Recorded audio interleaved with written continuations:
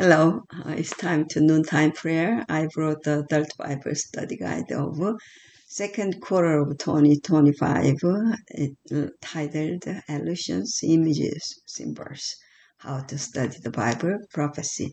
It has actually certain lessons here, and there are, let me read the subtitles. Lesson 1, some principles of prophecy. 2, the Genesis foundation. 3, images from marriage. And 4 and 5, the nations, part 1 and 2. 6, understanding sacrifice. 7, foundations for prophecy. 8, in the Psalms, part 1, part 2. And 10, upon whom the ends have come. And Ruth and Esther, precursors. And the 13 images of the end. So now let's read the lesson 9 in the Psalms part 2.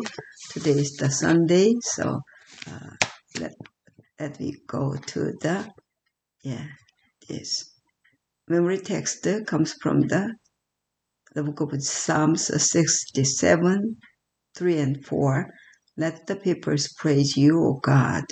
Let all the peoples praise you. Oh, let the nations be glad and sing for joy. For you shall judge the people righteously and govern the nations on earth. Shalah. Yeah. And this week's study, Psalm 46, Jeremiah 4, 23 through 26, Psalm 47, 1 through 4, 1 Thessalonians 4, 13 through 17, Psalm 75, Revelation 14, 6 through 12.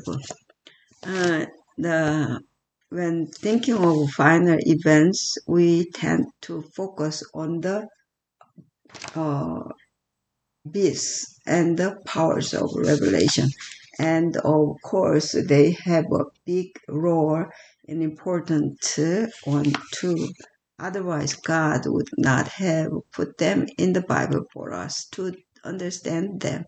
See, Revelation 1, 3, prophecy, however, also deals with key issues associated with sin and suffering, judgment, the battle between good and evil, the nature of justice and injustice, persecution, and more.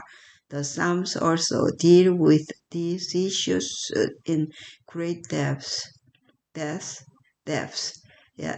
exploring nearly every possible human emotion, from dark despondency to unbridled joy. We see Israel preparing for battle against the force of darkness. We read about individuals wrestling with the question of why doesn't God address evil more directly and immediately, a question that no doubt we all have asked.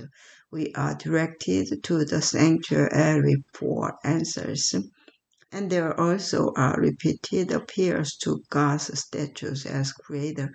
Are these not the issues and questions that we, in our context today, wrestle with as well?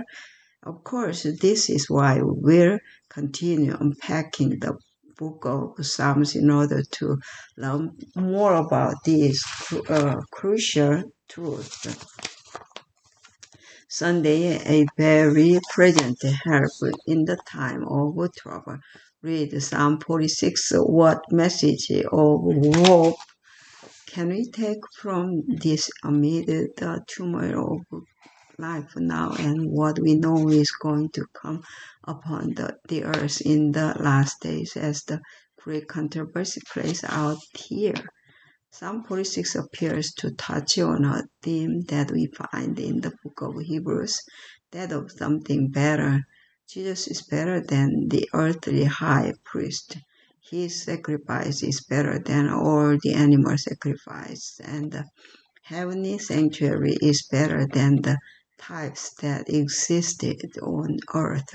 This psalm takes a different approach. However, the author is not taking good things and contrasting them with better things. He is contrasting a world in rebellion and the terrible consequence it has brought with the promise of the better things that God is planning for us. Indeed, this psalm is filled with hope and promise that even amid the desolation and trial and suffering and wars that we face, ultimately we are to be still and know that I'm God. Psalm 46:10, and to rest in the assurance that one day all of this is going to end and that God will be exalted in the earth. Psalm 46:10.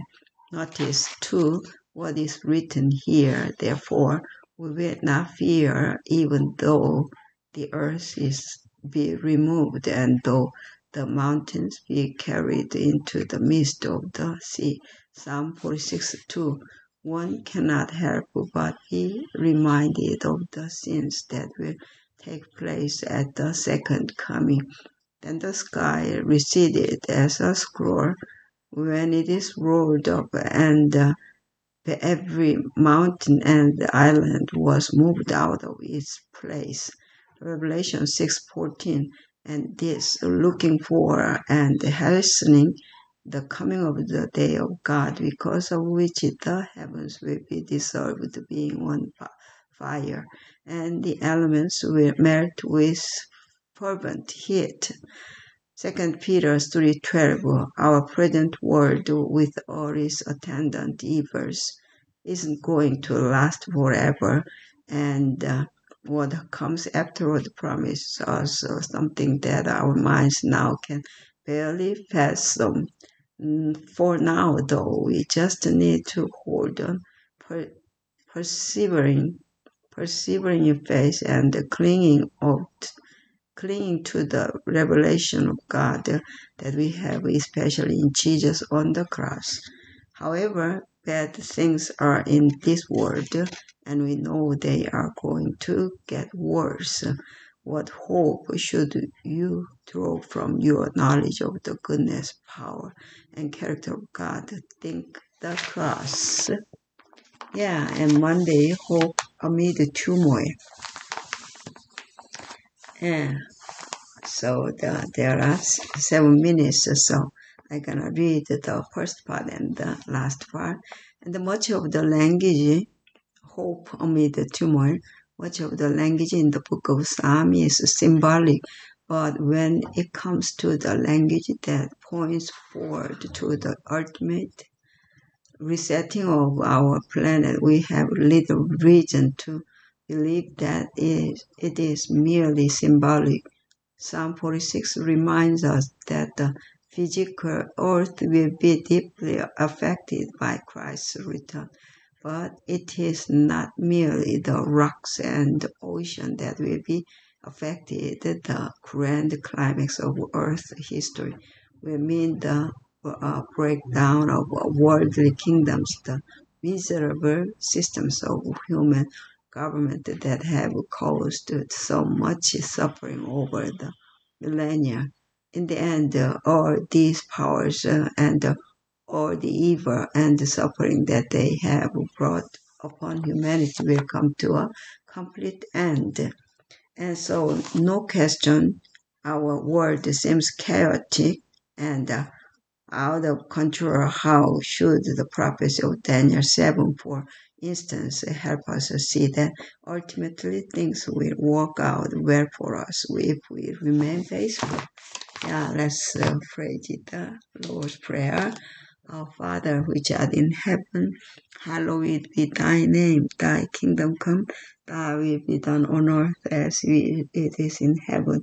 Give us this day our daily bread, and forgive us our debts as we forgive our debtors. And lead us not into temptation, but deliver us from evil. For thine is the kingdom and the power and the glory forever and ever. Amen. Amen.